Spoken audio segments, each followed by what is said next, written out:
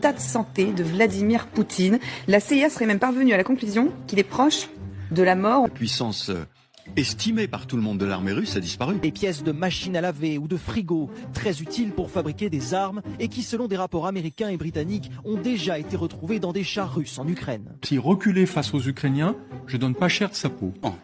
Qu'est-ce qu'a fait reculer l'armée russe en Afghanistan, si ce n'est les missiles Stinger donnés par les Américains? Il a déjà reculé de Kiev. Si elle recule, pour moi, le régime de Poutine disparaît.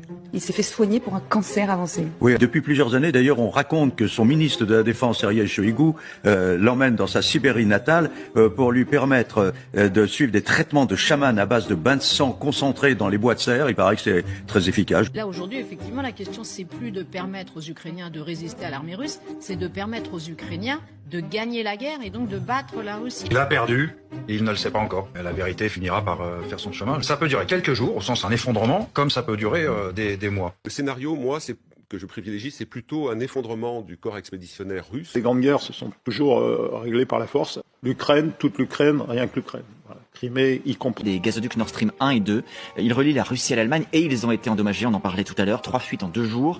Bien évidemment, les regards se tournent vers la Russie. Oui, alors là, je suis complètement dans la conjecture et la supputation. Pour moi, l'hypothèse la plus logique est que ce sont les Russes qui l'ont fait. Quand on regarde la propagande russe, Solovyov et tous les autres, faut comprendre que tout ça, c'est une manipulation. La Russie est quand même derrière tout ça.